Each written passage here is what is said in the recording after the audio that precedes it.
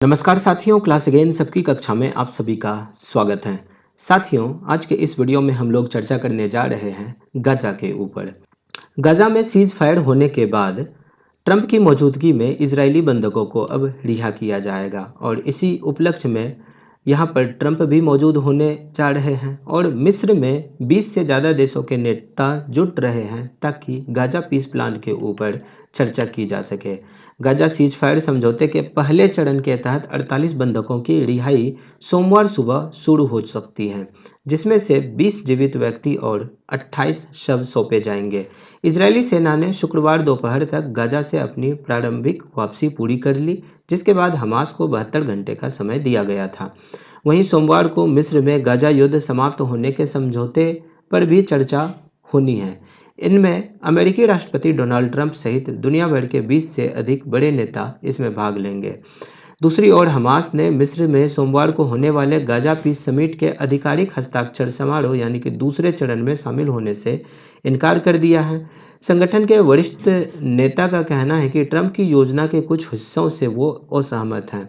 उनका कहना है कि फिलिस्तीनियों को यानी कि हमास का सदस्य हो या ना हो, उनकी ज़मीन से निकालने की बात उसमें कही गई है जो बिल्कुल बेतुकी हैं। उन्होंने समझौते के दूसरे चरण की बातचीत को काफ़ी ज़्यादा कॉम्प्लेक्स और डिफ़िकल्ट बताया है। हमास के एक दूसरे अधिकारी ने कहा कि संगठन का निरस्त्रीकरण यानी कि हथियार छोड़ना बिल्कुल असंभव है, भले ही वे गाजा की सत्ता छोड़ दे या फिर वहीं पर काबिज रहे। मिस्र में गाजा युद्ध रोकने के लिए समिट का आयोजन किया जा रहा है और इसमें ट्रंप भी शामिल होने जा रहे हैं। इजराइल लगभग 2000 फलस्तीनी कैदियों को रिहा करेगा और अंतर्राष्ट्रीय रेड क्रॉस समिति यानी कि इंटरनेशनल रेड क्रॉस सोसाइटी इस अदला बदली की देखरेख करेगी। अगर हालात अनुकूल रहे तो रिहाई रविवार रात में भी शुरू हो सकती है। हालांकि समय तो दिया गया है, सोमवार को सुबह के समय में यह रिहाई शुरू होगी। विदेशी नेताओं के लिए एक समिट की मेजबानी करने के लिए सोमवार को गाजा युद्ध समाप्त करने के समझौते पर भी चर्चा होने जा रही है और ये चर्चा यानी कि ये बैठक लाल सागर के खूबसूरत रिजॉर्ट शर्म अल शेख में होगी। इसमें अमेरिकी राष्ट्रपति डोनाल्ड ट्रंप भी शामिल होने जा रहे हैं और इस समिट में शामिल होने के लिए भारत के नरेंद्र मोदी को भी न्योता भेजा गया था, लेकिन भारत की ओर से विदेश राज्य मंत्री कीर्ति वर्धन सिंह इस समिट में शामिल होंगे। प्रधानमंत्री नरेंद्र मोदी को इसके लिए निमंत्रण मिला हुआ था। अमेरिकी विदेश विभाग ने शिखर सम्मेलन के लिए कई देशों से भी संपर्क किया था। रिपोर्ट्स के मुताबिक अमेरिका ने Spain, Japan, Azerbaijan, Armenia, Hungary, El Salvador, Cyprus, Greece, Bahrain, Kuwait, Canada, Iran सहित पाकिस्तान को भी इनका न्योता भेजा था। अमेरिकी दूत का कहना था कि गाजा में कुछ शवों का मिलना हालांकि मुश्किल है। अमेरिका के विशेष दूत स्टीव विटकॉफ ने शनिवार को बंधक परिवारों से मुलाकात की। उन्होंने कहा कि कुछ शवों का पता लगाना बहुत मुश्किल हो सकता है। इस बात से परिवार में गहरी चिंता है। रिपोर्ट्स के मुताबिक इजराइल को पहले से पता था कि 7 से 15 बंधकों के शव शायद नहीं मिल सकेंगे। हालांकि अधिकारियों ने इसकी सार्वजनिक पुष्टि नहीं की थी। दूसरी ओर फिलिस्तीन अथॉरिटी के उप प्रमुख हुसैन अल शेख ने कहा कि वह गाजा के भविष्य पर चर्चा के लिए रविवार को जॉर्डन में पूर्व ब्रिटिश पीएम टोनी ब्लेयर से मिलेंगे। व्हाइट हाउस के प्लान के अनुसार ब्लेयर गाजा में एक अंतर्राष्ट्रीय निकाय की अगुवाई करेंगे जो युद्ध के बाद वहां प्रशासन संभालेंगे।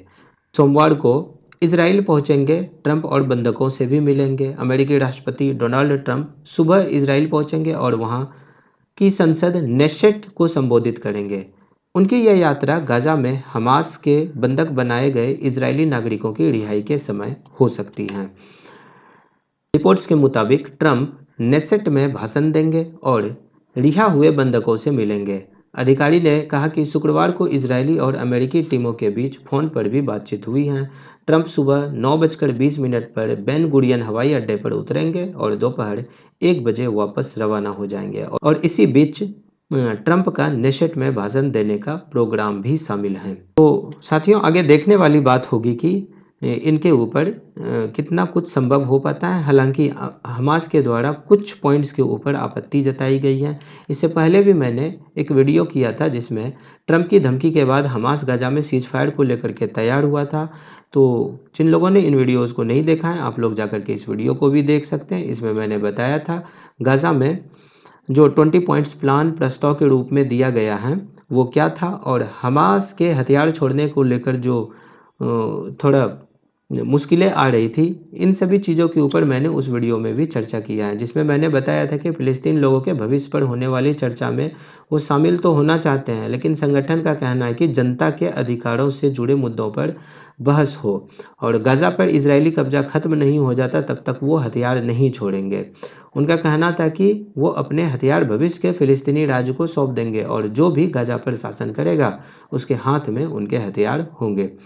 तो इस तरह से हथियार को लेकर के कुछ बातें हो रही हैं। फिर और भी कई मुद्दे हैं जिनके ऊपर कुछ सहमति नहीं बन पाई है। हालांकि ये टॉपिक अभी काफ़ी ज़्यादा न्यूज़ में रहने वाला है और इससे संबंधित कुछ अगर मुख्य घटनाएं होती हैं तो इसको लेकर के हम लोग एक नए वीडियो में चर्चा कर लेंगे। तो साथियों, आज के लिए इस वीडियो में इतना ही। नमस्कार, जय हिंद।